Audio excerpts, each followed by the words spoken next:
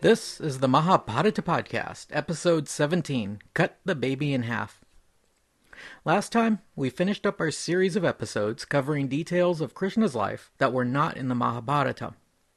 There's a supplement to the Mahabharata, a sort of appendix, called the Harivamsa, which also provides details of Krishna's biography.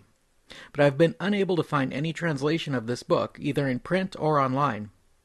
It strikes me as strange that such an important religious text should be unavailable in English, but since I could not find it, I used the more commonly used text to get Krishna's biography, which was the Bhagavata Purana. Preparing for this podcast was the first time I ever read in depth about Krishna's life. Although I'm not Hindu and I grew up in California, I was very much aware of the Krishna Leela and the general story of his life. I already knew the famous stories about his childhood, such as Krishna stealing the butter and Krishna and the gopis. I've also been familiar with the common imagery of Krishna and Radha. The other thing I was familiar with was Krishna's role in the Mahabharata, and of course I have read several translations of the Bhagavad Gita. Taken as a whole, my impression of Krishna was very positive, and I always considered him my favorite of the world's religious founders. Thus, actually reading the Bhagavata Purana was a bit of a letdown for me. The character of Krishna in the Bhagavata Purana is more like a god-king, whose divinity and goodness is unquestioned. The stories are mostly about Krishna defeating his enemies and satisfying his own desires. I was surprised that there were no cases of him specifically helping the poor, healing the sick, or providing comfort in his teaching.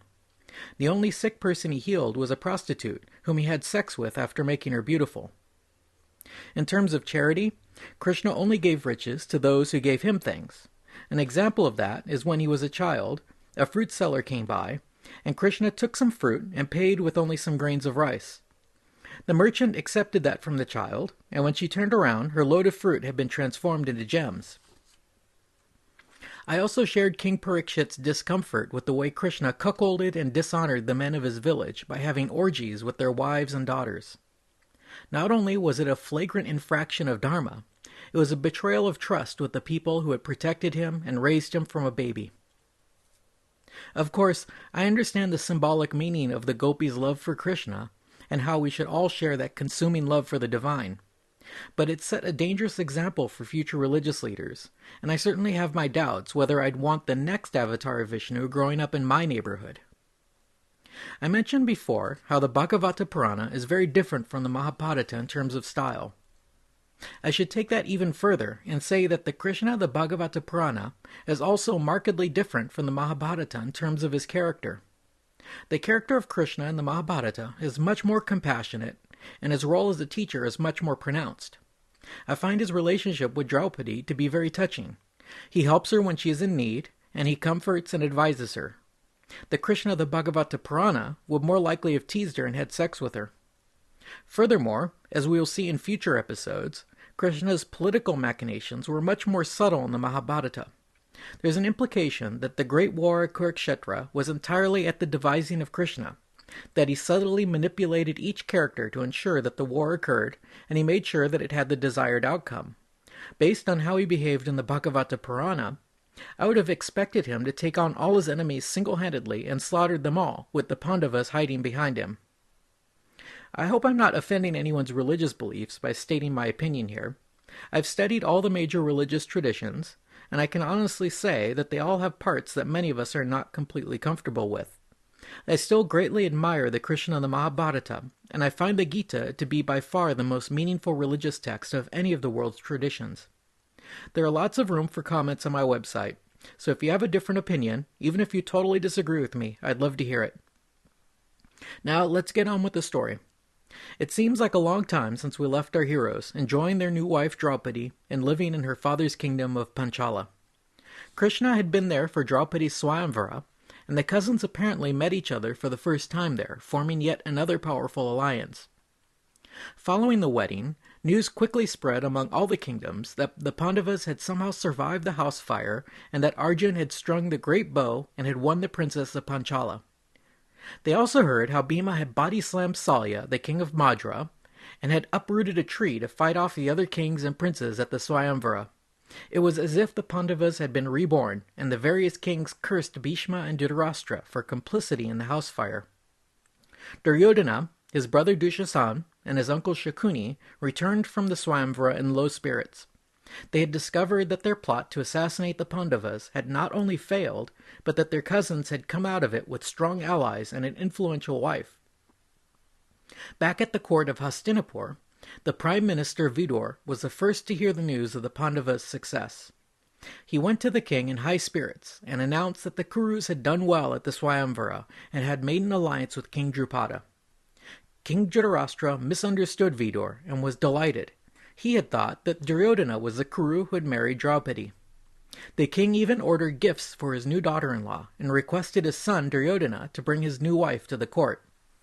Vidur then had to step in and make it clear that it was the Pandavas who had married Draupadi, and not Duryodhana.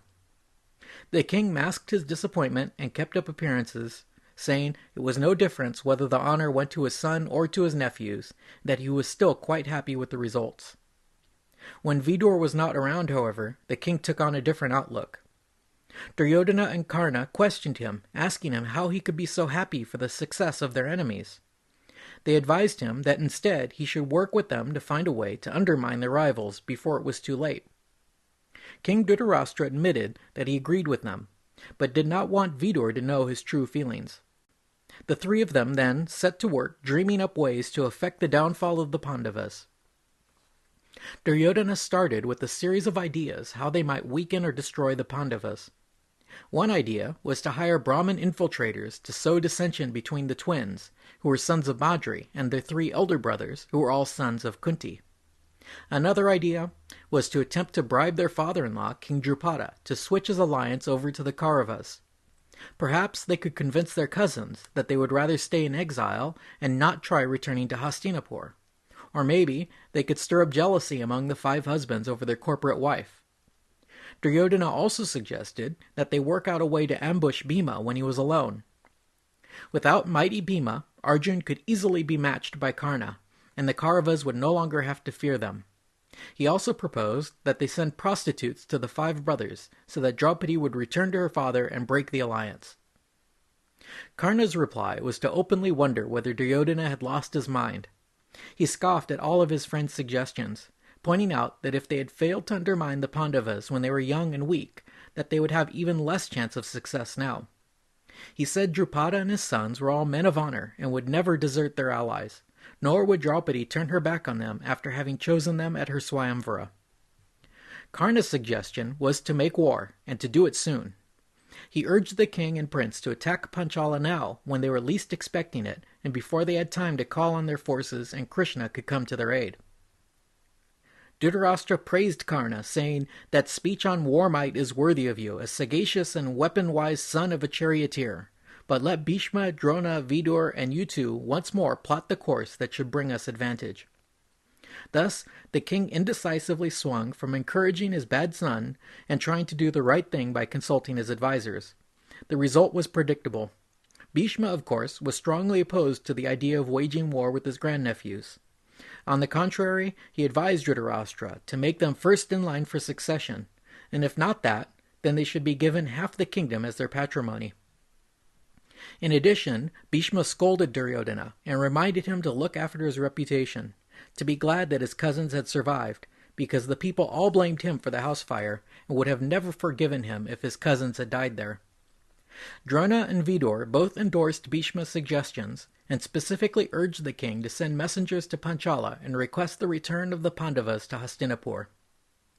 Karna was astonished by what he saw as disloyalty in the king's ministers.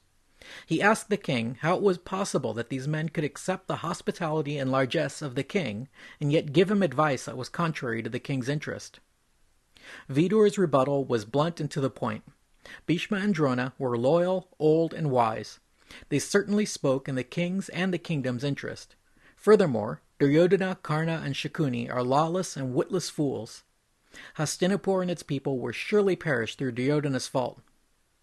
Having heard out the advice of his court, King Dhritarashtra decided to side with his advisers over his son. He mendaciously expressed his delight in the success of his nephews, and then ordered Vidur to go to King Drupad's court, present gifts and treasure, and to request the return of his nephews and their new wife. Vidur went to Panchala, to the court of King Drupada, and requested the return of the Pandavas.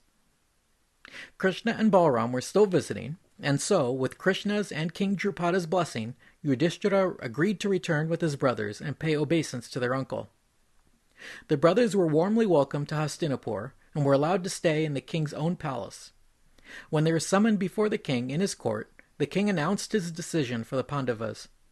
The kingdom of Hastinapur would be divided, and Yuddhistira would be made king of the lesser half of the kingdom, called the Pandava tract.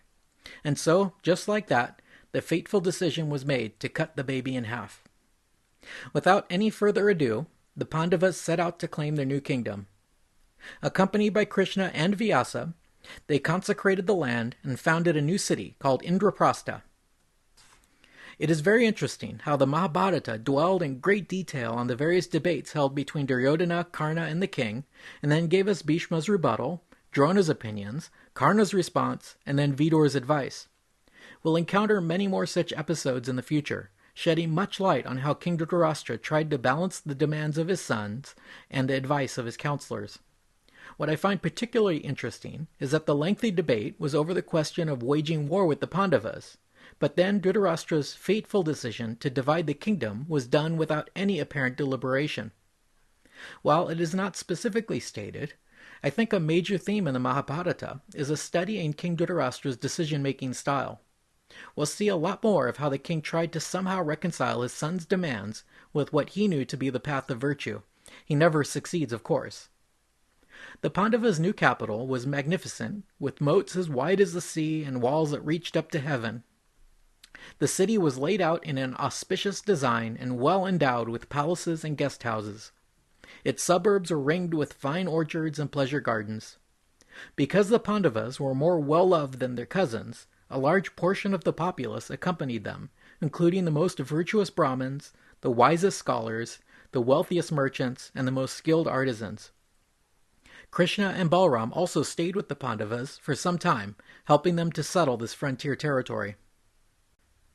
On a map, Yuddhistira's part of the kingdom, called the Pandava tract, would be the southwestern portion of Hastinapur, with its capital, Indraprastha, located near modern-day Delhi. When I was a college student, I had the great pleasure of living in Delhi for nearly a year. While there, I took the opportunity to visit many historic sites in and around the city. One very prominent site is a castle called the Purana Kila, or Old Fort. This fantastic red sandstone structure was built during the Islamic Delhi Sultanate, but within its walls is an interesting archaeological dig. What you can see is the mud brick layout of an ancient village or town. Since it dates back to the Bronze Age, it is sometimes called Indraprastha. If this really was the city of the Pandavas, then it is nothing like the grand municipality described in the Mahabharata. In reality, no one really knows where the historic city was located. Even the modern city of Delhi has been relocated half a dozen times in the last millennium, and the Yamuna River frequently changes its course. On the other hand, the region around Delhi would certainly be a likely candidate for the Pandavas' capital. This location has been favored strategically for thousands of years because there is a small chain of hills that provide the defensive high ground in the middle of the enormous North Indian plain. There has been a movement afoot to rename Delhi and call it Indraprastha instead. I think that would be a travesty, but I do think the idea of an Indraprastha amusement park with thrill rides based on Hindu mythology would be awesome. That's it for now. Next episode, we'll follow Arjuna's adventures across India, plus the Great Fire in the Pandava Forest. Thanks for listening.